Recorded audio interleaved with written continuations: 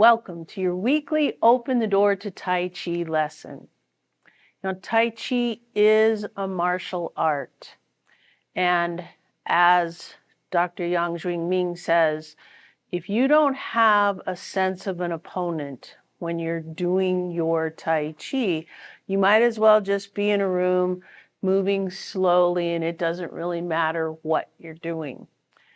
You do need to have a sense of an opponent. Some of the common errors that I see with people that really demonstrate that they don't have a sense of an opponent, one of them is they don't understand the importance of being rooted and grounded. You know, you can't go into a fight and be up on not rooted. You have to keep yourself in connection to the ground. You have to be solid in your stance. Think about pushing chi. You know, let's bring our left foot forward. And if we do pushing chi and we lift that back leg, I'll turn this way. If you do, it's very easy to pull me off balance. I'm going to lose that fight. I'm not rooted and grounded. If I also go into my pushing chi with a very narrow stance, I'm not rooted and grounded in this way either, because I don't have a good, solid, stable stance. The same thing happens with brush knee. You know, if we do brush knee and we step out and we keep ourselves rooted and grounded, keep our center of mass low, we can approach our opponent and block and punch and be in a good position to continue the fight. If, however, I'm up like this on my back heel, again, it's the same thing as pushing chi. You just have to pull me off balance. If I step out too narrow, I don't have a good stance. I'm not rooted and grounded, and I am not, it's not advantageous to me against my opponent. Same thing if you think about ward off. A lot of people will, as they grasp the bird's tail, they'll lift that back heel because they think their energy is going this way. Very easy, again, to pull me off balance. And that's not what you want to do. You're actually just, it's just a bounce off, and then you're gonna yield and pull using that, your opponent's energy against them. Then you come into them with that hard G and finish it off with on. Pushing chi, right? We're talking about being rooted and grounded, thinking about if you push open a door, you don't have any power if you do this. If you keep yourself rooted and grounded and you're using that energy from the ground, then you have power against a door or against an opponent. One of the common errors that I see too are not being focused on your opponent, not understanding where your opponent is, where are your eyes focused. And this is one of the things that I do differently than other Tai Chi instructors. When I'm doing Repulse the Monkey, my opponent is here and I'm pushing, I'm breaking away from his grasp. I want my eyes to be looking at my opponent. I don't want to be looking away from my opponent. As I push and break away and I step back with my Repulse the Monkey.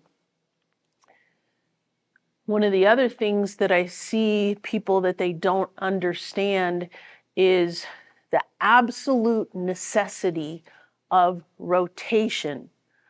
When you're using rotation and you're using your whole body against your opponent, then you have power. So if you have someone that does part the wild horse's mane like this, and they're just simply moving forward, and there's absolutely no rotation. You see no rotation here in their body. There's no power in that splitting of part the wild horse's mane. You can't do that move and be powerful without having your whole body into that move, part the wild horse's mane, using that rotation. Same thing with, obviously, wave hands like clouds. This rotation not only allows my body to be relaxed, but it also gives me power in that motion. Deflect, intercept, and punch. This is one that people will do without rotating. Now, obviously, in the form, when we turn into our deflect, intercept, and punch, we've just done pick the needle up from the C bottom, fan through the back, and then we have to turn all the way into our deflect. But then they don't continue that rotation.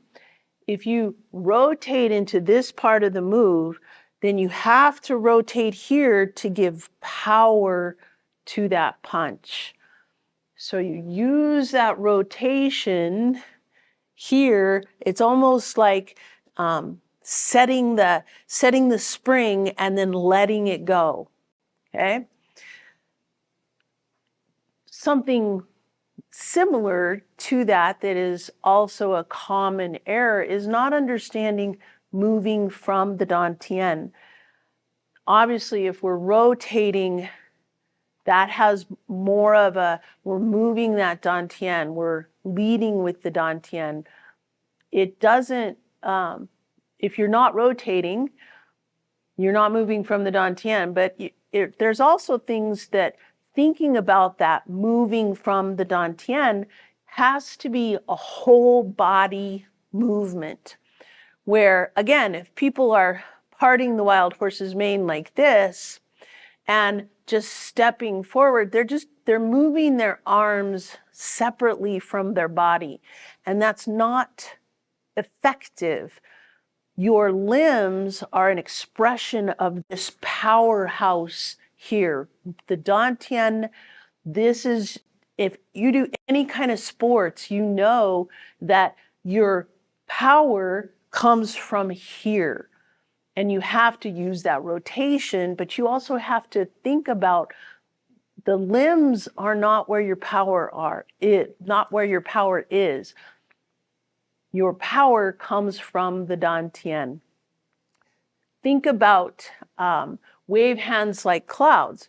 Sure, we teach it at the very, very beginning of what are your arms doing separately, but wave hands like clouds needs to become that coordinated movement of moving from the dantean, rotating.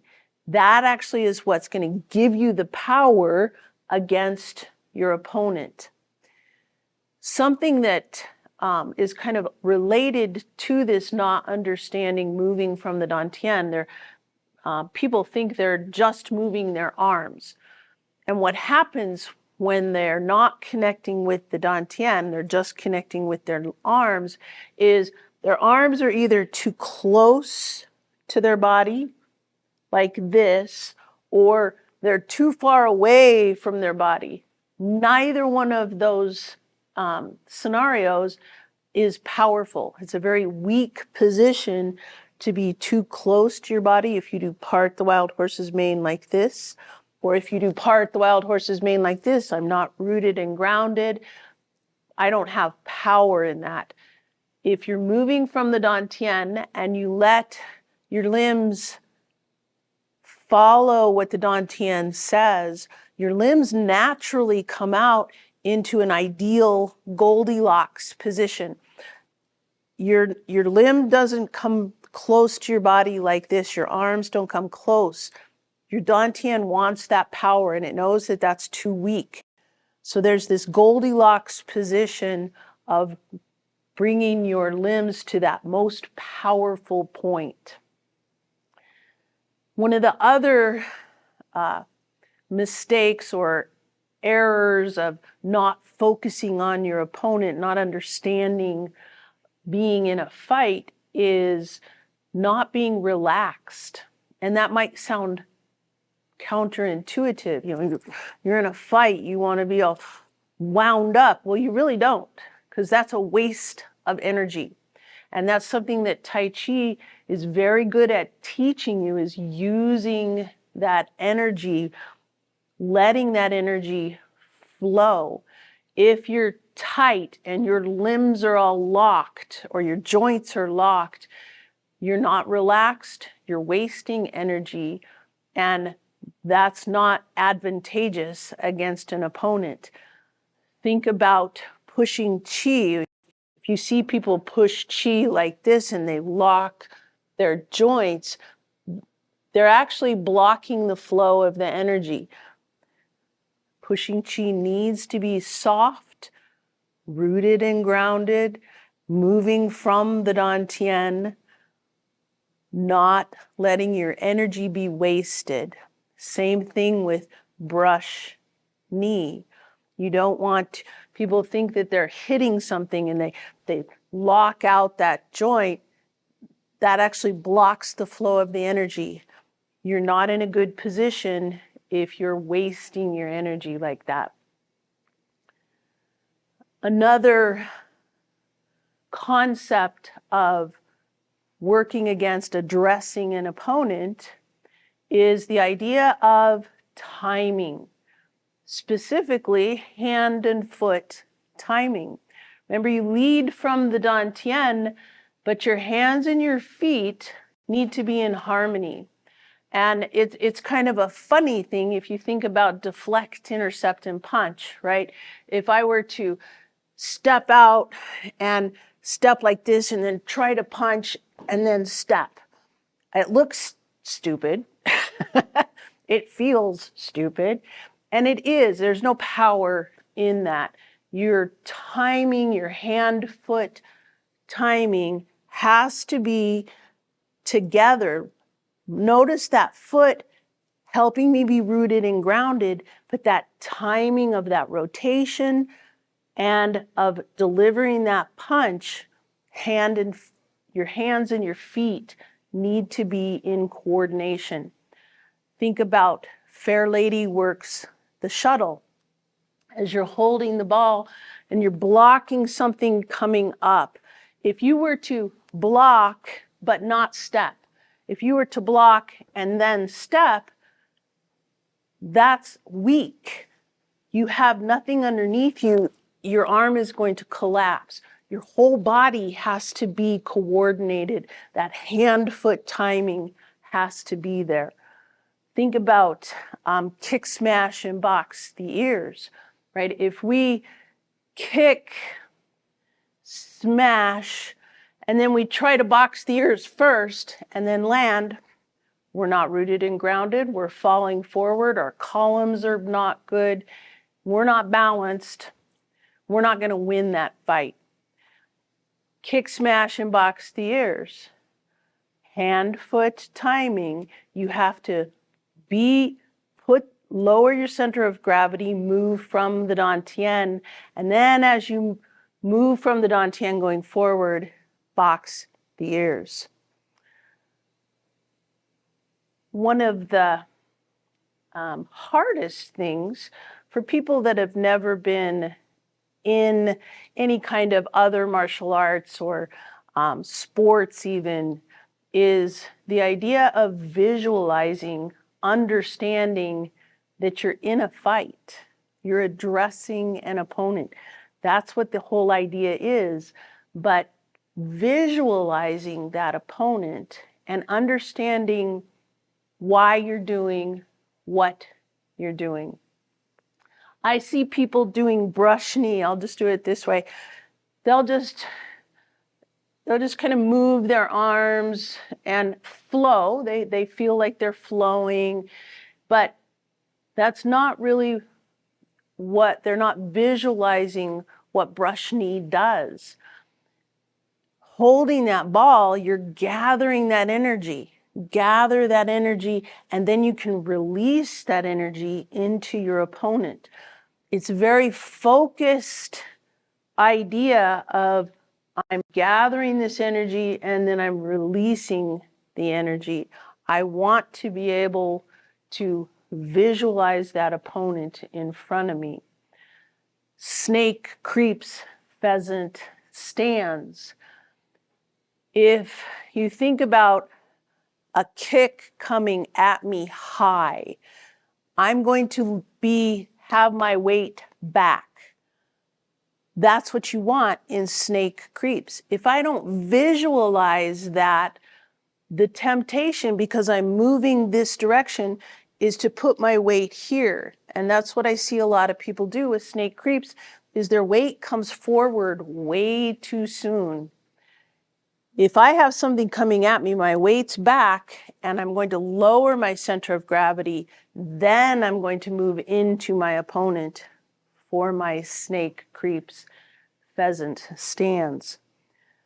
High pat on horse. If you think about moving into your opponent, that's part of understanding a fight. High pat on horse and repulse the monkey are really almost exactly the same move, only repulse the monkey, you're stepping away from your opponent. High pat on horse, you're stepping into your opponent. Sometimes the strategy is good to get away, to step away. Sometimes the strategy is better to step in closer to your opponent and invade his space. That you have to understand that strategy of fighting.